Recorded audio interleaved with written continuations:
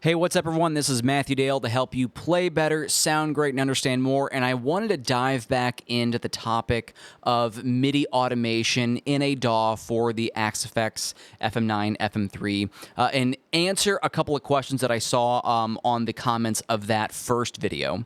Also, I'll go ahead and link that video as well if you are brand new to this.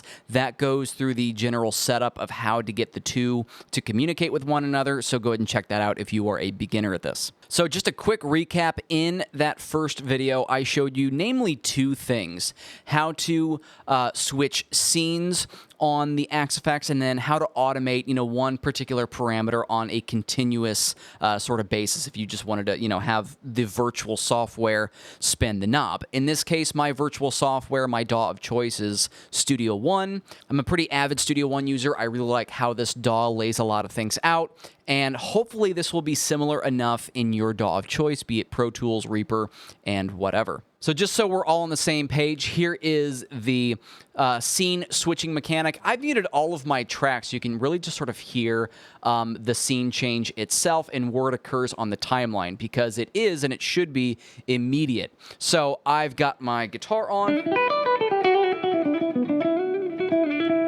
And now let's play the track, and this will automate my scene change.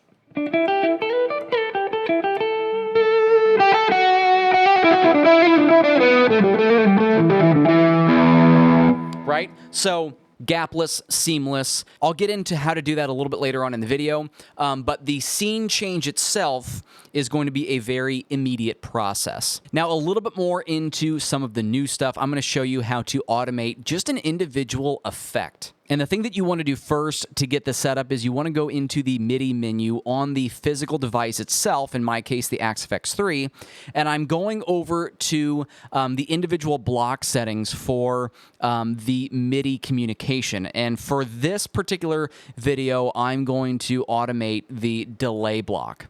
And I went ahead and I set up the delay block to be controlled by CC Message 28. So now over here in the software, I'm going to click on my Axe-Fx, and I went ahead and I added, if I go into the setup here, I went ahead and I added CC 28. Again, this is what I chose in the Axe-Fx to control the delay block.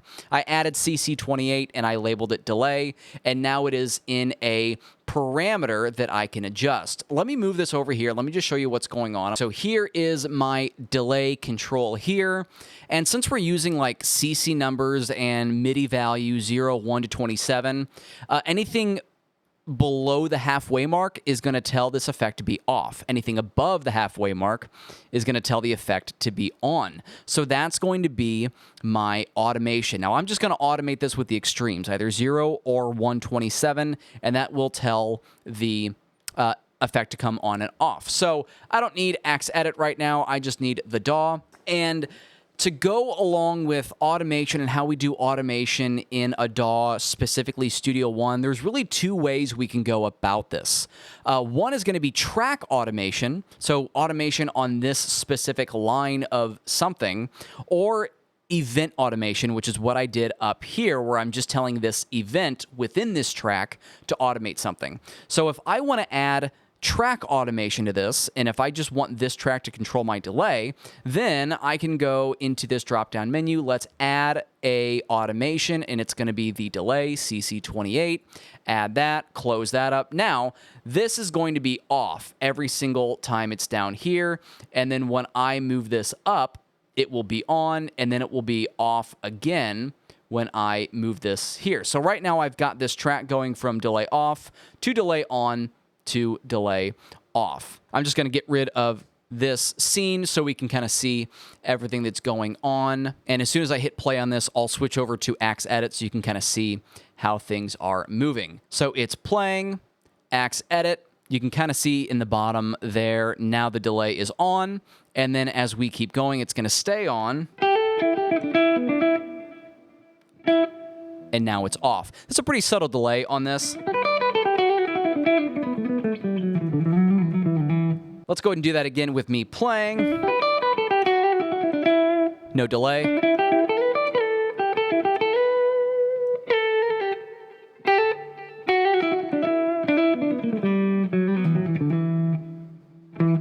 and then my delay's off, right? So that would be using the DAW to control an individual delay using track automation. Now, I don't like using the track automation as much as I do event automation, and here is why. Let's go ahead and just delete this. Let's remove this guy. We don't need it anymore. And I'm going to set up event automation. So I'm going to just kind of I really just need this to be a beat. It doesn't need to be long. I'm just going to do this as one beat. I'm going to double click this, and just like I did in the last video, I'm going to go down to the smallest icon in Studio One, I think, the add or remove button down here, the 3 little dots, and let's go ahead and add in my delay. So I'm adding that. That's going to show up in my automation menu down here for the event, and now this area here is my event. It's starting off, and I'm just going to have it be an on message. And then every time I do this, again, I'm just going to hit play and then flip over, and there it comes on. And even after the event, it'll stay on. So it's just kind of like the on switch, if you will. Now, here's why I like doing this with an event automation. I can just copy this. So if I hit duplicate in Studio One, I can just do that. I can drag this around, and I can copy however many messages I need. And then I can just very easily make this an off message. So what if I want green to be go, on, and then red? In Studio One, you can change all these colors around too. So now I've got 2 switches, basically, the on switch and the off switch, and I can add or remove as many as I need for when I need to put it into a track or, to turn it on and turn it off. So now that I've got these in, I'll go ahead and pull it back and pull up Axe Edit so you can see what's going on. And here we go.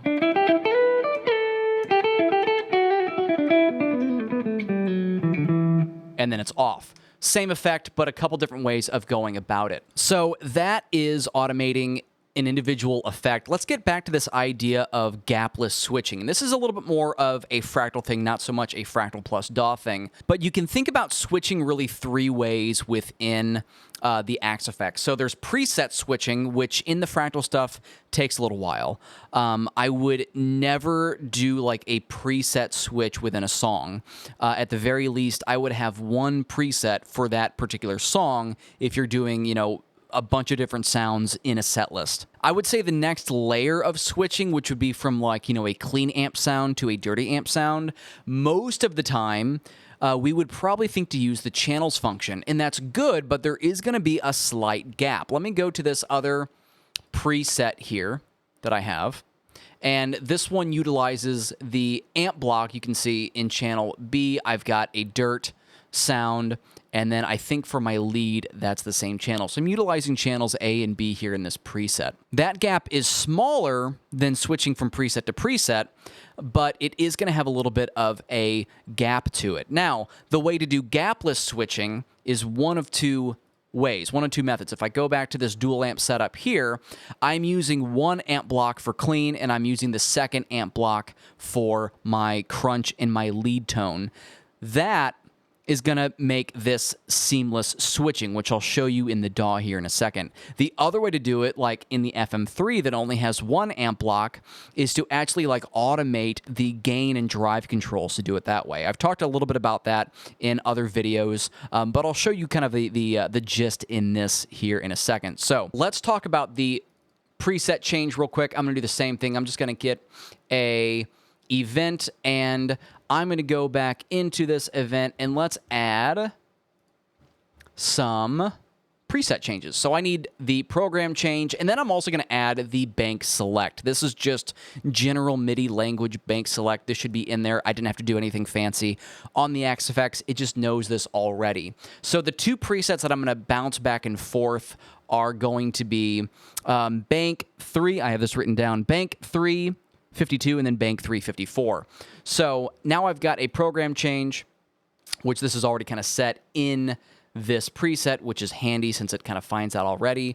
And then this should be even preset. This should be bank 3. There we go, bank 3. And then preset, this is going to be 54.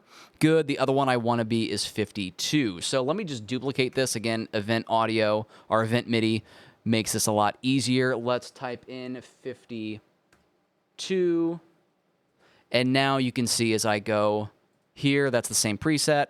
and then it goes back. So once again, goes to that one, back to that one. Now, here's what I mean by the gap. So let me go and play this here. I'm just going to like hold this E minor chord. And here there's that slight gap. And there's that gap again getting to that other preset. So again, I would utilize this not within a song, but between songs. The preset I'm on now utilizes the amp channel function to switch, and you can hear a little bit of the gap here when I do this. So I'm on the clean tone here, and I'm just gonna let this ring out.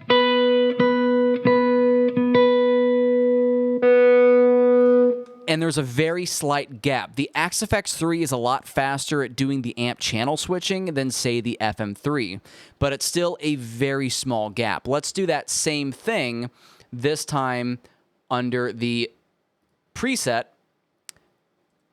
that has the 2 amp channels doing this. So again, here's my clean tone for this preset. And that's very fast and that's very immediate. Now, if you still want gapless switching from your amp sounds or a clean to crunch, no worries. We can do this with the drive block. That works really well. Just adding in that effect like we did earlier, you can do that for a drive sound. But if you still want to just use the amp for that, choosing your amp wisely and then automating the gain control is a really good process. So let me just go to a blank preset somewhere here. This will work, 443. So speeding up your workflow with the template is a good idea. I'm going to use one of my templates from my website, new from template. And let's go ahead and I have these in a little bit of a different location. Presets, my preset packs, my Fractal favorite starter pack. This is this one. And a really good amp for this is the Morgan AC20 Class A. I really like the way this amp sounds. And then if I go to single coils, it's clean and jangly. But as I move this gain up,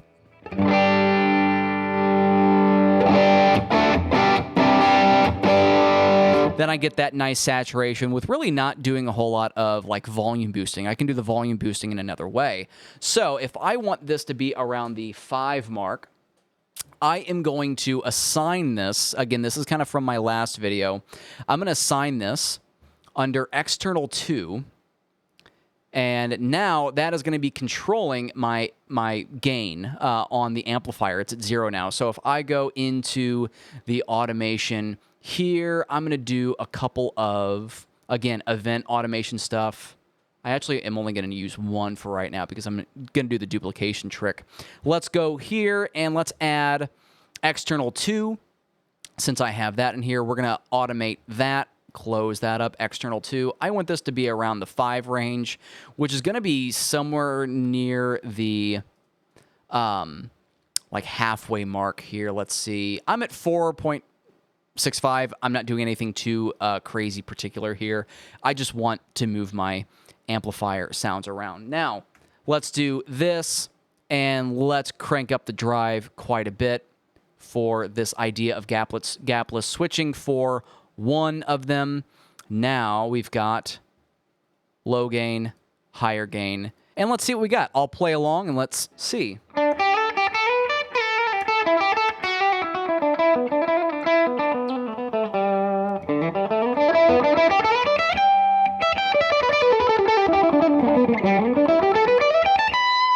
And then it went up to that higher gain. And then if we just sort of watch what's going on here, my gain is here, and then just like it's hitting a switch or something, when we get to that event, it goes up there. So I hope this helps kind of address some of the other questions that might come from MIDI and DAW stuff. This is a huge, huge world in which we live in with MIDI and fractal stuff. So it can be pretty daunting and kind of confusing, but once you kind of get the basics of how it works, you can start implementing this and think about it in a more fluent way. Now, if you want some more help with your fractal gear, you should consider downloading my blocks library. I've got some great preset tones tones in there, from amplifiers, cabinets, various effects, delays, reverbs, you name it. It's in my blocks library.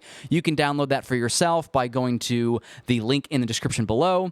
My name is Matthew Dale. I hope you enjoyed this video. I'm here to help you play better, sound great, and understand more, and I'll see you next time.